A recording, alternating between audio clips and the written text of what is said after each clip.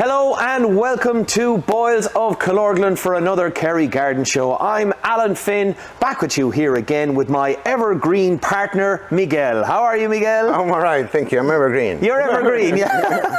Absolutely. And now in the winter, my face will be. You want to get a little darker, a little gloomier, a little greener, more than darker. So listen, Miguel, we're here in the second week of October, and look, the garden can take a bit of a hammering this time of year. We've already had one storm there at the end of September. You know, the weather can change, and obviously it's a time of change. You know, a lot of stuff is dying, a lot of stuff is also still growing, and we'll cover that later on. We're going to start though with the perennials, we have here a few examples who are probably looking a little bit worse for wear and need a bit of tidying up. So yes, they do. They actually do. So don't you think? You don't have to think that because it's October. There's nothing to do. Oh, no. Not a hope. Not a hope. We're going to keep you working till the middle of December. All right? So we have a few examples here of things that can be done now in October. We have a nice dahlia here. We could be waiting a little bit longer. Okay. But for showing purposes, I'm going to show you how to do it, what to do. You should be thinking on removing dahlias, begonias, cannas, and this type of tender summer bulbs. So what we do is we go and chop from the bottom. You have literally just rid of the piece. Cut everything off.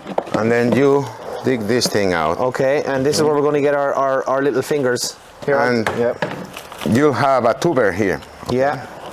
You're going to see Break it all up. Mm-hmm. You see it now here. Okay. See these two little things that you can see here? Those are the next year dahlias. So you have one. Okay. Now you have to clean these. Well, get rid of everything except in the woody part, a little bit of the woody part. Just so you know as well too, which is up and which is down. Yeah. That's mainly, isn't it? Clean it properly. Clean it well. Yeah. Leave it dry and store it over the winter with. You can roll it in a newspaper, or shredded paper or something like that. Yeah. This one is slightly early for them, but for people to see or to know what to do is just chop all the aerial part, clean the tubers, the bulbs, and store them properly in a cool, dry place. Yeah, is it okay if you get them wet? You know, so if you're washing them? Yeah, it's okay. You just dry them out before you store them. Okay. It's okay to dig them out when wet. The only thing is that you shouldn't store them when they're wet. So dry make them sure out they're first. dry. Oh, okay. Clean them after all the compost that is around, and just wrap them in plastic. Okay. That's for a few things. That all summer bulbs, some of them are hardy, some of them are more tender. The more tender, like canna lilies and these things, they have to be removed from the ground if you want to succeed 100%. Right. You can take the gamble. Some years they will germinate, some years they won't. And obviously, like when it's a heavy rainfall, which we've had a bit of, you're probably best just to not take that gamble. It's just the cold and the wet it affects them. So it's better removing them. It's some people that tell me that they don't do it, and their dahlias especially, they come. Begonias is more difficult. Okay. But the dahlias can survive, hardy dahlias. Even if in a perfect world you should be removing them, people they don't have time, or they don't want, or they don't care, and they still come back. They tell me that they come back year after year. Okay. But I wouldn't take the gamble here in Ireland, actually, if you want to have really nice and beautiful. Keep them going again. Okay, so we've got a couple of ones, other ones. So we go into perennials, cutting back perennials. We have an elenium here that went out of flower and it's been already cut back. See, we cut back ground level. Yeah. These ones are gone. So they were the old stalks? The old stock. So you can just get rid of them without no hassle with the secateurs. So you're cutting them right down? Right down. Okay. But see, we have one that is a salvia that hasn't been cut back. Okay. You can see here how it's sprouting from the bottom. Yeah, so that's very good. So anyone who's listening at home, at the bottom of this salvia, there's literally small little baby leaves coming. Exactly. And so that is what you need to kind of look after. Exactly. Yeah. You can go right over these fellas. You don't have to worry. You can go a little bit higher if you want, but it won't make any sense. Those branches will be flimsy next year. They won't have a decent flowering. So it's better cutting down. And you were saying with the last dahlia, sometimes it can be a bit early. Do you wait until all the leaves go yellow and brown? Like there is still a bit green here. Yeah, I would. Because they'll get the energy to keep them over the winter. These ones have been done because we are in a garden center. Yeah. And we need to keep things tidy. But I will be waiting till all the aerial part again, all the green is yellow. And then cut it up. That will protect as well in the winter time sometimes. And you never know, you could have a few more flowers, believe it or not, of these plants. Right. Not the elenium, but the salvias. You could have something. Okay. And now, what we have here is a couple of plants that if you are into seeds, you can go and get the seeds now and sow them right now, like astrantias or achilleias. Okay. Those plants, they can be sowed immediately. Okay. So it's hardy perennials that you can sow the seeds right now. See, these ones are still, that's the flowers actually. Those are the actual flowers, and then these ones right are the ones that have the seeds. Okay, right. So it's small little seeds here. You see them, very small. You can just cut the whole branch, put them in a newspaper, any recipient, and shake it to get the seeds, and you can sow them immediately. Oh wow! So, Right. And would you have to sow them deep? Would you just go down? No. The size of the seed will more or less always tell you the depth. Okay. So if it's a small seed, finely rake it or finely mix it. No, don't go deep. Yeah. The bigger the seed, normally the deeper it needs to go, of course. And would it just be these ones? So you've got the astrantia, very good plant for the coastal areas. For coastal areas, okay. And it's beautiful pink flower as well too. And there we've got. That's an achilleia. Achilleia. That they are out of flowers now. Yeah. And see those stems. Yeah. Those are beautiful plants actually. You eventually will have to prune them down back again. Okay. But now you have all the flower pots that you can just cut them, put them somewhere, shake them. So if you're into it, plenty of things you can do with it. Well, as well as if it looks lovely, if you're happy with this, how it performed once, why not get more for next season? So it's a great idea. Exactly. Great idea. They are very, very nice plants. Very, when they are in full bloom, they are very eye-catching with their reds and the yellows. They create like a canopy of flowers, very small little flowers, but they create a canopy. Very nice plants. Okay, so while we're talking about tidying up the old ones, there is also lots of stuff that we can actually plant now, Miguel. Yes. So let's talk to us about that. So don't forget about weeding. Now is a good time for weeding. Don't forget. So I was about to forget it. Weeding now when the soil is wet and they are not flowering is very good for next season. Okay. Very good. Do it all over the winter if you can. Yeah. Just if you can pull them out instead of spraying them, better. It's better doing it now than waiting until spring they start growing again. Bigger, and when they are in flower, you're lost. So it's better making a little bit of time every week to weed. Yeah. Because they are not that actively growing right now. Yeah, they're easy to kind of pull up as well too. Exactly. They're small and not well rooted. So I was about to forget that. Okay, before. So weeding. This is now. Again, people tend to think that. When there's summer nothing is to plant now, Miguel. There's nothing. How can you possibly plant something? There's actually plenty of things to plant. It's basically all evergreen plants. Okay. All the evergreen plants can be planted now. Now, what is the advantage of this is that you're going to have them fully established for next season. Right. And they still the soil is still warm. It's not cold yet. Okay. So it's perfect. The ideal temperature for getting them in the ground. What can we do? We talked the other day about winter bedding. Yep. Autumn color. I don't remember probably winter color as well, but see, it's a few things like heathers. Yeah. See these beauties. They are trio. 5 in 1. Yeah. Or trio. I think it's a trio one. That's a trio, yeah. It's another one somewhere there. There are 5. Wow. Those are autumn, winter. You also have the winter ones, so you can start having winter flowers when these ones are fading. Those fellas, they will grow back. Next year, if you transplant them, people use them in pots and for the window boxes. Yeah. because they are very, very colorful. Yeah, they're beautiful, and they just kind of go up straight as well, too. Put them somewhere. Again, don't throw things to the bin. And for more color in the winter, see this beautiful hellebore.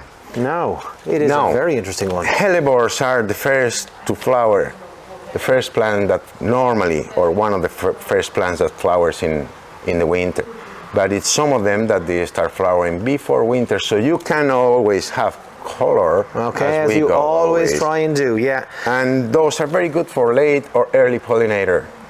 Okay. So the first solitary bees or bumblebees that wake up if it's a decent day in the middle of February, they go for the hellebores. They're good for them. All right. So if you are into pollinating or pollinators or wildlife, you could consider these plants to give them a little bit of food for these early fellas. It's a lovely bright green on the leaves. They're very, very good and hardy, and the flowers are lovely and dainty and purple. It's beautiful. Actually, many different varieties. Some of them have silvery leaves, variegated leaves, nearly black flowers, very purple flowers. Okay.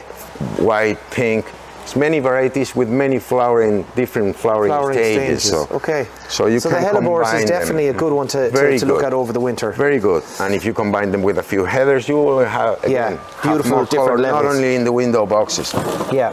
Then now we have the old favorites, the camellias. Now, is it a good time to get these in the ground? Yes. Yeah. Yep. Okay. It is. Be careful, because they are full of buds. Yes. So be careful with what to do. Don't use Miracle-Gro.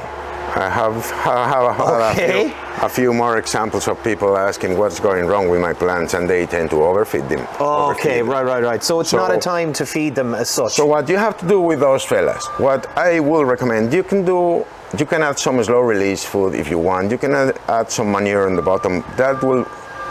You could have burning leaves burn because of the manure or excess. Yeah. So as you don't know what you're adding, normally you're adding handful, we don't follow the instructions. Yeah. Or some things, they don't come with instructions either. Manure don't come with instructions. So it's better getting good compost. Okay. Get a bag of good compost. Dig twice the depth of the pot. Twice the width. And fill it with a good compost. That will give the plant a good start. Nutrients enough to get it started. Soft enough to get the roots. So now when it's established, when all the roots are grown, when all that soil has the nutrients gone, is when you start adding nutrients. But initially, most probably all the roots that are on the side of the pots are going to die. Yeah. So it will take a little bit longer to develop, a new set of roots. Yeah. So that's what it's basically doing over the winter. It is basically just getting the root structure right. The old roots on the edge start to die, and the new ones will develop. So that's why the temperature of the soil is so important. Is so important, because if it's too cold, they won't be able to develop anything. Yeah. But as you were saying, that will be giving them a good start, and they will be creating the structure for next year, right? So at the end, it's all the foundations of the plants are the So roots. you're not looking at these buds going, I want to see something coming out of them. Yeah, they will. You'll have flowers out of it. Okay. That's what I was telling you. Be careful with what you add to the soil, because it could be You don't want to drive on the flowers too much, because then it'll take away from the roots building. The thing is that if you add too much nutrients, the plant will be dropping the buds. Oh, okay. They will be drying and being dropped, and you don't want that. No. So it's normally evergreen plants have they are less needy in nutrients than perennials. Okay. They are slow growers. They don't need the quick. So a gentleman came the other day with 3 Ilex balls. And he was feeding them with Miracle-Gro. Oh, right. And they were all. So again, it's too much for a plant that doesn't need. So it's like they make you eat 20 burgers a day. And you're just eat them. All your system will be pear-shaped. Messed up. So you have to be careful. It's better adding slowly. But see, conifers, beautiful conifers. Yeah, two beautiful colours here now. There's the beautiful lime green, and then there's the dark green as well too. See, so it's, see when you combine with heathers and you combine with other colourful like you shrubs imagine like in the coprosmia, with the greens, stunning. and so that's the right time for them as well. And coprosmias would be a huge favourite with people. That is just a massive, beautiful. They are extremely nice, especially these pinky reddish colour. And there's some of them lime that if you combine lime and this pinky, they are very nice plants. They're very nice plants. Yeah. So, more things you can do in autumn. Okay? You still, if it's warm, you can reseed your lawn. Okay, so if you had a few bad patches over the summer or something you can still reseed your lawn. Okay.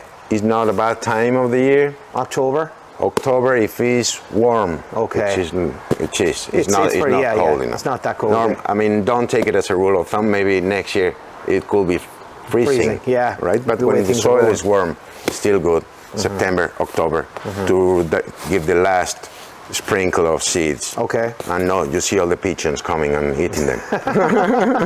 So and feeding it is the largest. It's just you are facing the last feeding. Yeah. Autumn lawn. Getting the last cut as well too, more than likely. It is less nitrogen, and more iron, and more things that the lawn will need. Be careful with the mowing the lawn now in October. Yeah. Don't go too low. Too low, yeah. Stay away if it's wet. Stay away of the lawn. You'll be making more bad than good. More mess than, yeah. So just take it easy. Don't panic. You can probably fix it later. Yeah. Don't go mad. But if you see that you have a little bit of couple of dry days. Exactly. Yeah. You can add the autumn lawn food. It won't be bad. Excellent. Brilliant. And is one more thing. It's a couple more things actually. Is tree bands in fruit trees. Tree bands for winter moth. It's a crawling moth. Okay. The females are crawling. So you put these bands on the fruit trees and you prevent that moth to crawl and destroy your fruit trees. Yeah. That is quite handy. You can use grease as well. You can do a few things you can use, but don't forget that it's the right time of the year, give or take, to do that. Yeah. Not bad time for some trees as well to be transplanted. Oh yes, transplanting trees. Yeah, you can move a few things now. It's a little bit early, but you can still move a few things that are dormant. You can divide some perennials. Yeah, we might talk about that actually in the next show.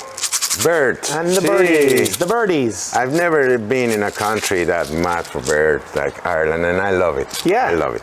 Okay. And now after summer, they could have a little bit of extra. Yeah. If you like birds, just don't forget that now they start having a little bit of need of food after the a lot of the plants and the food sources they would have used would be kind of dying off and stuff. So exactly. It's good to keep them. It's a good time now. And you said it's beautiful to see them come into the gardens and they really add a lot to people's gardens. And if you have a gun, you can. Now come on, stop it, Miguel. Stop it, Miguel. Listen, that's great. That's lots of great tips for now, and it's good to know that there are still things that you can plant and how to also look after some of the perennials and make best use of some of the seeds that could be there for planting for next summer, next spring. So listen, Miguel, thank you as always for your expertise. We will of course be back again next week here at Boyles of Killorglin. Until then, happy gardening.